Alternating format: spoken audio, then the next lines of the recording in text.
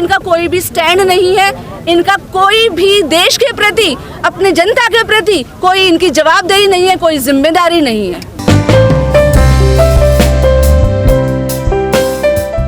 सरकार का जो मकसद है और मीडिया का भी जो मकसद है, मीडिया मतलब जो मेन स्ट्रीम मीडिया है या गोदी मीडिया जिसको हम आजकल बोल रहे हैं, उनका मकसद यही है कि आंदोलन ये दिखाना कि आंदोलन खत्म हो गया है। यही मकसद है साफ साफ, क्योंकि वो सच्चाई से डरते हैं। सच्चाई दिखाना उनके बस की बात नहीं है, क्योंकि 7 सालों में उन्होंने जो भी दिखाया है वो सरकार की झूठ ही दिखाई है। तो अब जनता सच बोल रही है तो उसको दिखाने में उनको दिक्कत हो रही है, यही रीजन है और कोई रीजन नहीं है। क्या प्रोपेगेंडा फैलाया जा रहा है? बिल्कुल प्रोपेगेंडा है, ये झूठा प्रोपेगेंडा है। ये जनता की आवाज़ को दबाया जा रहा है, किसान मजदूरों की आवाज़ जो कि पिस रहे थे इतने सालों से, आज वो अपनी आवाज़ उठा रहे हैं, इसीलिए उस आवाज़ को दबाने का ये प्रोपेगेंडा है। मैडम, आप एक आंदोलन में और रही थी जो 100 दिन से भी ज़्यादा चला था और उसका भी कोई नतीजा नहीं निकला।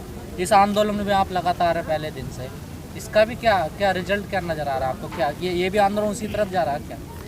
देखिए, कोई भी आंदोलन होता है ना, उसका नतीजा ज़रूर निकलता है, और जो आंदोलन पिछले साल 100 दिन तक जो आंदोलन चला उसका नतीजा भी निकला है। और उसका नतीजा ये है कि इस देश की महिलाओं ने भी बता दिया कि सरकार चाहे कितने भी काले कानून लेके आए, लेकिन सरकार इतनी आसानी से उन कानूनों को इस देश में लागू नहीं कर सकती है। तो अब ये जो आंदोलन यहाँ पर चल रहा है, इसको भी लगभग 100 दिन होने वाले हैं। 3 महीने पूरे हो जाएंगे कुछ दिन में, और 26 तारीख को हो जाएंगे, 3 महीने पूरे हो जाएंगे। तो अब लेकिन ये जो आंदोलन है, इसने भी बहुत बड़ी जीत हासिल की है। सबसे बड़ी जीत हासिल ये की है कि सरकार का जो प्रोपेगेंडा था, धार्मिक प्रोपेगेंडा, सांप्रदायिक प्रोपेगेंडा, उस प्रोपेगेंडे के खिलाफ इस देश की जनता ने उनको मुंह तोड़ जवाब दिया है। तो ये आंदोलन सफल हो चुका है।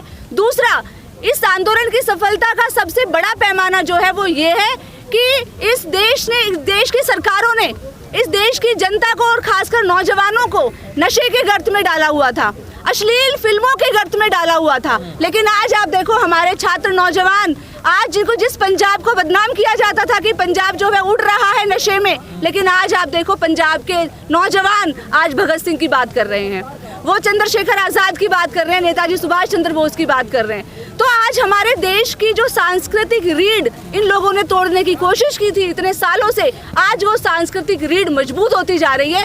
इस आंदोलन की सबसे बड़ी कामयाबी ये है।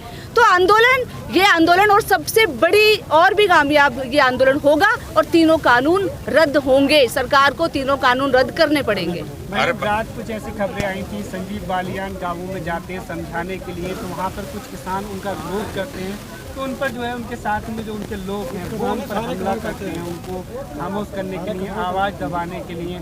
तो किस तरह से देखती हैं कि ज़बरदस्ती जो है, जो लोग आवाज़ उठा रहे हैं विरोध करने की, उनको खामोश करने के लिए इस तरह के हथकंडे अपनाए जा रहे हैं? देखिए, ये लोग हर तरीके के हथकंडे अपनाएंगे, क्योंकि आप लोगों ने इतिहास पढ़ा है, सभी जानते हैं कि हिटलर ने अपनी संसद को ही जला दिया था, अपने संसद को जलाकर, और उन्होंने कहा था कि ये कम्युनिस्टों ने जलाई है। तो आज ये सरकार भी हिटलर की ही औलादे हैं।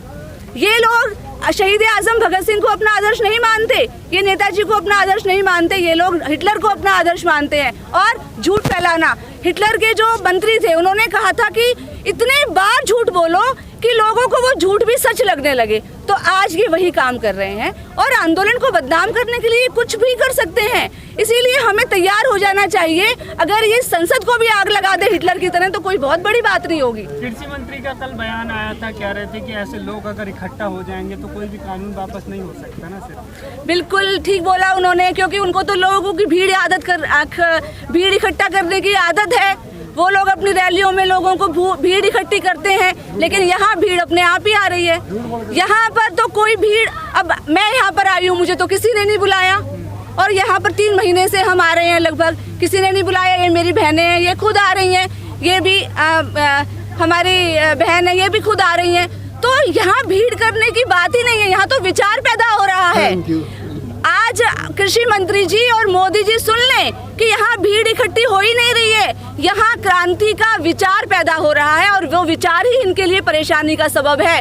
भीड़ कभी क्रांति नहीं लाती है, विचार विचार क्रांति लाता है और ये क्रांति आएगी। मजदूर किसान इस कानूनों को रद्द करके एक नई क्रांति लेकर आएंगे।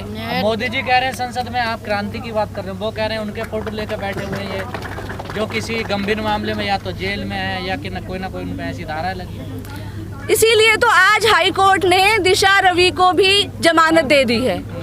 इनकी झूठों के देख लो आप लोग खुद ही देख लो कि इनकी झूठों पर कितने पर्देफाश हो रहे हैं। और दूसरी बात ये है कि ये किसान आंदोलन है, ये किसान है, इस देश की जनता है, ये सिर्फ कृषि कानूनों के खिलाफ ही लड़ेंगे। ये किसने इनको अभिशप्त किया है क्या कि सिर्फ कृषि की बात करेंगे? क्या ये पिता नहीं है? क्या ये भाई नहीं है? क्या ये इस देश के नागरिक नहीं है? अगर इस देश के किसी भी नागरिक के साथ ये सरकार अपराध करती है, अगर अन्याय करती है, तो उसके लिए भी आवाज उठाई जाएगी। तो उठाते कहाँ हैं ये तो अपने लिए आए ना।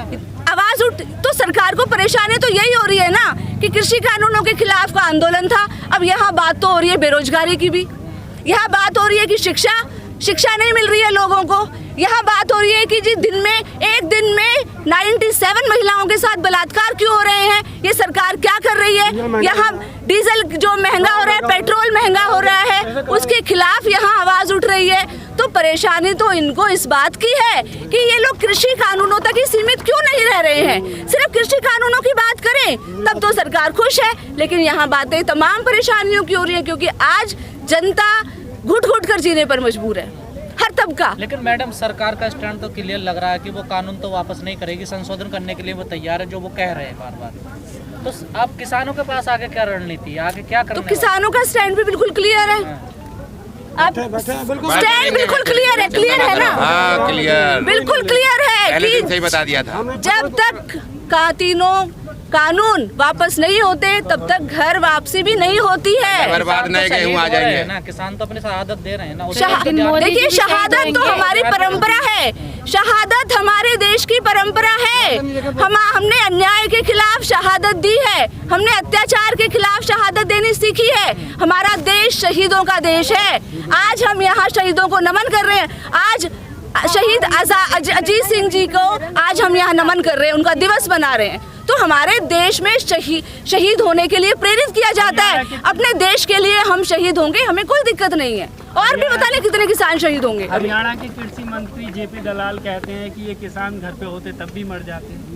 हंस भी रहे इस बेशर्मी, इतने बेशर्म बयान के अलावा आप उनसे क्या उम्मीद कर सकते हैं? ये लोग सिर्फ बेशर्मी भरे बयान देने के लिए हैं। इनको आम जनता से कोई लेना देना नहीं है। ये सिर्फ टुकड़खोर हैं, ये पूंजीपतियों के टुकड़ों पर पल रहे हैं। और इनका कोई भी स्टैंड नहीं है। इनका कोई भी देश के प्रति, अपने जनता के प्रति कोई इनकी जवाबदेही नहीं है, कोई जिम्मेदारी नहीं है।